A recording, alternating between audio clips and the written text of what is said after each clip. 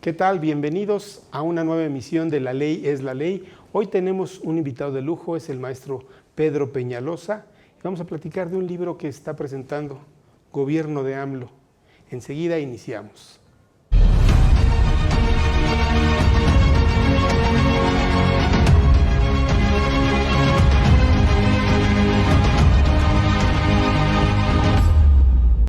Pedro Peñalosa, bienvenido, muchísimas gracias por aceptar la invitación. Estamos en la Facultad de Derecho, en tu facultad, y si no tienes inconveniente, pues vamos a platicar de este libro, Gobierno de AMLO.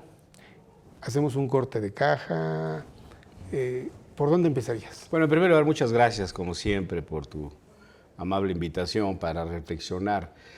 Bueno, el libro, para quienes nos están sintonizando y quienes nos van a ver, hay que decirles que es una especie de radiografía de lo que ha sido el gobierno de AMLO en los primeros 4 años. 4 años ya. 4 años. Porque el libro tiene una ventaja, el libro corta hasta mayo de este año. Es un libro muy actual. ¿Qué es lo que contiene este libro? Primero, interrogantes acerca de los compromisos que planteó López Obrador y si los cumplió o no. ¿En qué sentido? Recordemos que el ahora presidente López Obrador señaló que él iba a cambiar de régimen. Aquí hay una discusión teórica. Cambio de régimen es construir una nueva relación entre los partidos, el Estado, los sindicatos, las clases dominantes, las clases subalternas. Y el balance que yo hago en el libro, cuyo nombre es El gobierno de AMLO, cambio o retroceso, es de que no ha habido cambio de régimen. Ha habido una cosmetología. ¿No ha habido cambio de régimen? No. No está cambiando la correlación de fuerzas y la forma en la que se relaciona con los factores, con los otros poderes y con los factores reales del poder. No. Lo que hizo fue un cambio cosmetológico. ¿Qué quiere decir esto? Que las relaciones de poder entre clases subalternas y clases dominantes sigue intacto. En el libro planteo los datos contundentes con fuentes referenciadas y todo lo que implica el rigor científico de cómo la antigua llamada mafia del poder hoy es aliada de López Obrador. Y aquí hay una primera contradicción, querido amigo, que quiero detenerme unos segundos. Una de las banderas centrales del presidente antes candidato fue que él iba a exhibir, a derrotar y quizá extinguir a la mafia del poder. Recordamos todos eso. Llega al poder y ¿cuál es su relación con esa llamada mafia del poder? Primero, de codependencia. Ahora, todos sabemos que los grupos más influyentes de los deciles o de los grupos más poderosos económicamente forman parte de su comité asesor empresarial que se reúne periódicamente. ¿Son exactamente los mismos? ¿No hay ningún cambio ahí? Porque me queda claro que sí hay varios que ya estaban, pero son exactamente los mismos. No, bueno, incluso no solo son esos, sino se fortaleció, introdujo a grupos que no estaban en esa llamada mafia del poder, pero que se incorporaron gustosamente al ver que el gobierno les ofrecía algo distinto a lo que parecía el discurso radical de López Obrador, que les ofrecía contratos sin licitación, concursos abiertos para estos segmentos. Asignaciones directas, ¿no? Asignaciones directas, etcétera. Todo este cóctel que, por cierto, López Obrador planteó en sus libros de que él iba a plantear otra lógica en relación a esto, que decía él que era corrupción dar asignaciones directas. Pero este es un paréntesis. Lo central que me parece que hay que destacar y que hay que preguntarle a quienes nos sintonizan es, ¿cambió la política económica del gobierno de López Obrador? No. Las medicinas tradicionales del neoliberalismo están intactas, que es cuidar el mercado, mantener un déficit sensato, etcétera. Claro, ahora se le disparó la inflación que ha afectado a millones de mexicanos, pero desde el punto de vista de la política económica sigue intacto. Incluso la relación con Estados Unidos sigue siendo una relación de dependencia, pese a los discursos radicales del presidente López Obrador. Solo recordemos que el presidente había señalado que el 16 de septiembre iba a plantear un discurso duro en contra de Estados Unidos en relación al Tratado de Libre Comercio. Ya dijo que siempre no. Dijo que no, después de la visita del secretario de Estado. casualmente, ¿verdad? Aunque en política no hay casualidades, sino Déjame causalidades. interrumpirte ahí. Hablando decías, la medicina del neoliberalismo sigue intacta, se sigue aplicando. Déjame preguntarte, a ver, estas decisiones, estas grandes decisiones económicas que tienen que ver con la materia energética, que tienen que ver con tratar de caminar de lado de los compromisos de libre comercio, ¿no te parecen un cambio? No digo que sean todo el cambio, pero ¿no te parecen un cambio de la medicina del neoliberalismo? No, lejos de esto. Es decir, si nosotros somos cuidadosos y analizamos las medidas económicas que hoy tiene el gobierno, son medidas económicas que tienen dos pilares. Uno, contención salarial, aunque aumente los salarios mínimos. Es la contención salarial. Empezó con un aumento, pero, dicen espectacular, pero que ya se comió pero la es contención salarial porque la contención salarial está basada en una lógica de su binomio inflación, y la inflación ya se comió a ese disparo. Además, el aumento solo fue al salario mínimo. Sí, no, pues, o sea, el salario mínimo. Solo en México 2.300.000 personas tienen salario mínimo. Entonces, realmente no fue un aumento generalizado de salarios. Es lo que incluso presume él que en México no ha habido huelgas. Pero no puedes presumir que no hay huelgas cuando los contratos colectivos, hablando de cambio de régimen, quien los tiene son los viejos líderes sindicales. Es decir, no ha habido un cambio decía yo al principio de la charla, que los pilares para un cambio de régimen es la relación de las clases subalternas con las clases dominantes, con los sindicatos, con la población civil. No ha tocado ni con el pétalo de una rosa, por ejemplo, al líder sindical de Pemex, que se pasea ostentosamente sin ningún problema. De tal manera que yo creo que hay un acuerdo tácito y en ocasiones explícito con dos sectores. Con el viejo charrismo sindical y con los sectores empresariales más influyentes de los deciles número 9 y 10. Creo que hay un acuerdo tácito y explícito. No puedo afirmar que sea explícito, lo que sí puedo afirmar es que es real por los datos. El libro está lleno de cifras. Por cierto, le quiero decir a los potenciales lectores que el libro, todas las frases que están en él son con pie de página. No hay una frase producto de mi enojo o de mi irritación. Y en consecuencia, lo que hoy tenemos en esta radiografía que estamos haciendo de López Obrador es ¿qué pasos siguen? La mala noticia para nuestros telespectadores, es que México tiene un régimen ya autoritario. La aprobación que hizo el Congreso de la Unión de la prisión preventiva oficiosa, me parece que abre el camino para decir con toda autoridad y con todo cuidado que estamos en un régimen autoritario. Y la parte de la Guardia Nacional fusionada a la Secretaría de la Defensa Nacional constituye una constelación que tienen los regímenes autoritarios en América Latina y en el mundo. A ver, Pedro, déjame regresar a mi pregunta, original y seguir tratando de provocarte. Como debe ser. Dices, no hay un cambio de régimen. Pues nos acabas de decir que México ya tiene un régimen autoritario. ¿Vivíamos en un régimen autoritario o no? Claro, el régimen al que me refiero, el cambio de régimen al que me refiero es un régimen que está dentro de los parámetros del neoliberalismo. Es decir, tenemos la peor medicina. Régimen neoliberal, autoritario, que atenta contra la presunción de inocencia y el debido proceso. Él prometió un cambio de régimen en el sentido de ruptura con el neoliberalismo. Es más, se atrevió a decir un día que a partir de hoy el neoliberalismo ya no funciona, como si un decreto verbal de un presidente puede cambiar, modifica las relaciones económicas de un subsistema capitalista que funciona en las coordenadas del capitalismo financiero. Es decir, es absurdo. Que es global. No, pues es un fenómeno global que tú no puedes, por un decreto aldeano, extinguir en un momento. Entonces, el cambio de régimen al que él se refería... Pero entonces, a ver, sí tenemos un cambio de régimen, lo que pasa es que no es el cambio de régimen que él había planteado. A eso voy. Vamos a un corrimiento a la derecha. Ese es interesantísimo. Él se vendió y los 30 millones de electores, o una parte importante, creyó en él, que iba a haber un cambio de régimen en el sentido de la izquierda. Yo en el libro demuestro que no tiene nada que ver con la izquierda del régimen de López Obrador. Tú me dirás, ¿y por qué? Porque yo me baso en la concepción de la vieja asamblea de la Asamblea Francesa. ¿Por qué luchaba la izquierda de la Asamblea Francesa? Luchaba contra los privilegios de la monarquía y de la Iglesia.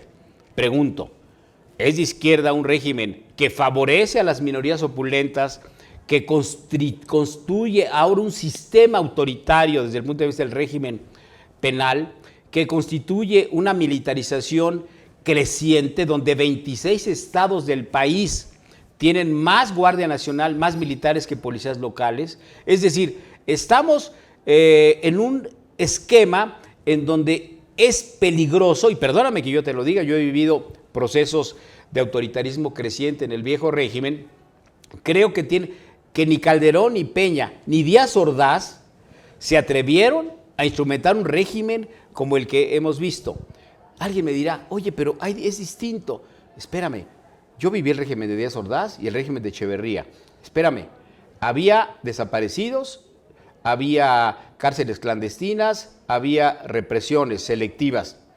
Perdón, en este régimen que se dice de izquierda hay más desaparecidos, más cancelación de libertades democráticas, un presidente que diario calumnia y ataca a quien piense distinto a él. Eso ni se atrevió Díaz Ordaz. Nunca se atrevió, ni Díaz Ordaz, fíjate lo que te estoy diciendo, hacer esto que ha hecho López Obrador. Calderón lo intentó, Peña lo intentó, balbuceó algún cambio con la Ley de Seguridad Interior, acuérdate, no lo lograron. Es decir, yo quiero llamar la atención a quienes nos están sintonizando en lo que viene. Vienen tiempos muy difíciles, tenemos un partido hegemónico que ha usado como empleados al Poder Judicial y al Poder Legislativo, no hay instituciones, es un régimen de un solo hombre, y lo que viene es la ratificación de un gobierno con estas características que puede cambiar con un personaje, pero ojo, voy a decir la segunda idea nuclear. Yo creo que vamos a un maximato. ¿Y por qué digo que vamos a un maximato? Porque López Obrador tiene una genética política autoritaria y fundamentalista. Él no va a permitir que lo que él dice que logró en este periodo se derrumbe o se distraiga, y va a tener que poner, fíjense lo que digo, el término que usó, poner, designar, que diga que va a haber encuestas, son simulaciones, ¿no? Son disparos en la oscuridad. Lo que va a hacer López Obrador es designar a alguien que sea maleable para él. Hay un duelo muy cerrado de abyección entre Claudia Sheinbaum y el secretario de Gobernación. Hay un duelo muy cerrado. Si se guía por el secretario de Gobernación, tiene garantizado que el secretario de Gobernación va a ser dócil y obediente. Claudia es un poco pedante y un poco ególatra, quizás se distraiga y no le obedezca. Está entre esos dos. Y el tercer elemento que quiero comentar es que yo creo que puede haber una ruptura en Morena. Ahora, lo digo en el libro, perdóname, lo digo en el libro. Yo digo en el libro que depende el personaje de la ruptura para ver el siguiente escenario. Si rompe Monreal, el daño es menor. Si rompe Ebrard, el daño es mayor. Déjame interrumpirte, vamos a hacer una pausa y hablamos de la ruptura y del escenario que viene, ¿te parece? Me parece muy bien. Esto es La Ley es la Ley, enseguida continuamos.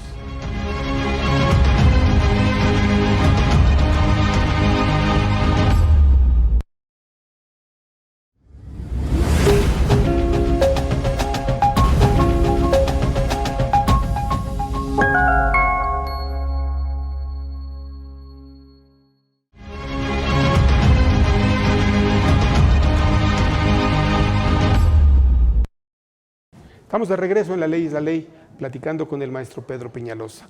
A ver, Pedro, el cambio que viene, ya nos explicaste que desde tu perspectiva, no es un gobierno de izquierda, no. Y ya nos diste punto por punto por qué no es un gobierno de izquierda. El neoliberalismo sigue intacto, aunque el discurso diga otra cosa. Sí. Ya explicaste eso. Empezaste a hablar de ruptura, de duelo de abyecciones. Sí. Voy a retomar en esta parte. Dijiste, si rompe Monreal en Morena, el daño es menor. Si rompe Marcelo, el daño es mayor. Déjame plantearte una hipótesis. ¿Qué pasa si rompen los dos juntos? No, pero es que yo creo que van a romper los dos juntos. ¿Tú crees que van a Yo romper creo que en distintos momentos. A ver, hago una pequeña cápsula de su comportamiento. Monreal está calculando cuándo rompe. Está calculando cuándo rompe. Él va a romper cuando le convenga. Él ve con preocupación que la alianza opositora se está resquebrajando y no es alternativa en este momento. Entonces, él está calculando sus momentos para romper. Él dice que va a jugar en las elecciones internas con Morena. Yo creo que no va a llegar a ese nivel. Esa es mi hipótesis. Y Marcelo tampoco va a llegar a esos niveles. ¿Por qué? Porque Marcelo está planteando reglas claras Piso para parejo, lo que él llama piso parejo, que quiere decir que la encuesta no la hagan las instancias tradicionales de Morena, sino la hagan encuestadoras libres, independientes, verificables, que me parece absolutamente sensato.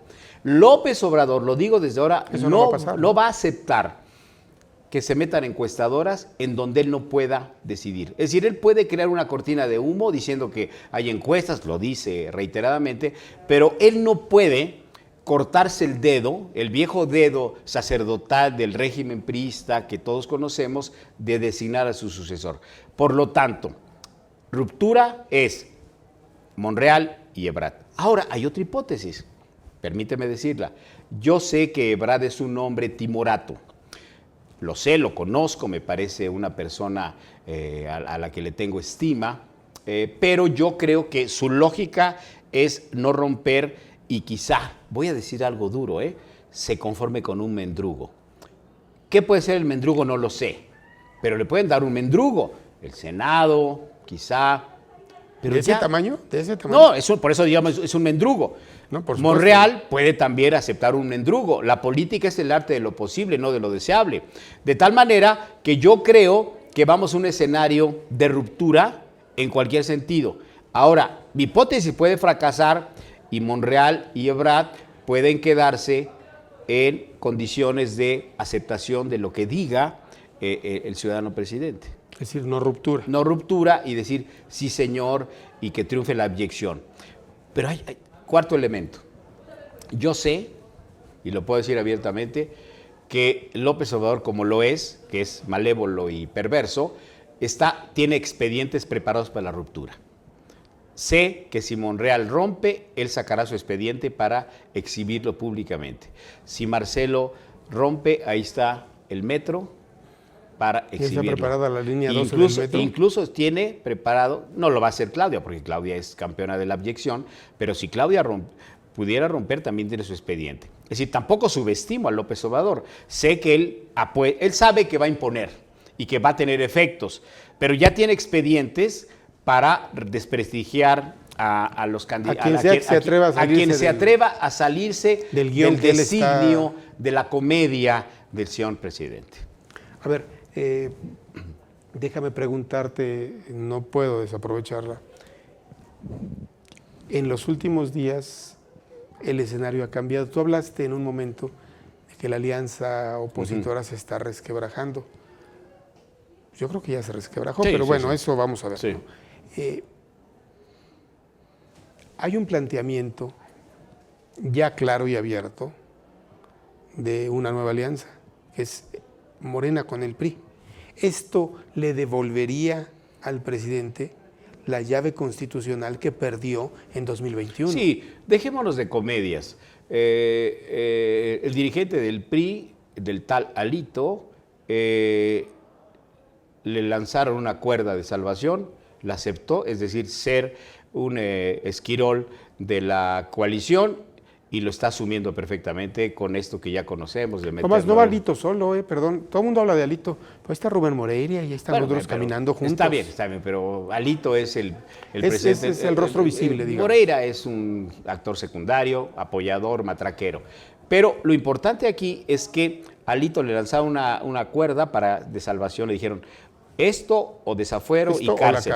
Desafuero y cárcel. Él aceptó. Ahora, ya todo está perdido, no lo sé. Hay una variable que deberíamos tomar en cuenta en nuestro análisis prospectivo, es si Movimiento Ciudadano va a seguir haciéndose del rogar o le va a hacer el juego a Morena, porque el escenario es claro, es decir, si Movimiento Ciudadano va por su lado con su candidato presidencial, PAN y PRD van por su lado con un candidato, PRI y Morena van con su candidato, porque ese es el escenario, bueno, pues la puerta está abierta para que Morena ratifique y triunfe contundentemente. Pero déjame ser optimista por un momento. Yo confío en que pudiera haber un movimiento social que pudiera trastocar este esquema de escritorio que estamos haciendo y modificar la correlación de fuerzas. Yo creo que debe haber un costo ante el no cumplimiento de las promesas de López. Debe haber un costo. De esos 30 millones... Eso dicta la lógica, ¿no? De esos 30 millones, alguien debe reaccionar de alguna u otra manera frente al no cumplimiento y a la demagogia de López Obrador. Esa es mi hipótesis. Como toda hipótesis y como toda visión prospectiva, está sujeta a distintas variables. Pero ojalá sea este escenario posible. Y estoy convencido que si no sucede esto, México va a vivir una de sus peores pesadillas. ¿Estamos en un proceso de involución política? Sí, claro. Sí, el libro, que aquí está, que dice cambio o retroceso. Y el libro dice retroceso. Y este libro, lo que está diciendo al final del libro, ahora que lo lean, le está diciendo, sí hay futuro siempre y cuando la sociedad civil reaccione. Te pregunto, ¿tú ves honestamente a la sociedad civil mexicana organizándose, reaccionando? Debería. No, me queda claro que no tengo ahorita elementos para decir, pero yo confío en que los movimientos, por ejemplo, ecologistas, contra Dos Bocas, contra Tren Maya, se agrupen. El problema de nuestro país es que los movimientos sociales están dispersos históricamente. Históricamente, el movimiento médico por su lado, el movimiento estudiantil por su lado, el movimiento obrero por su lado, las enfermeras por su lado, los campesinos por su lado. Yo apuesto a un movimiento multisectorial.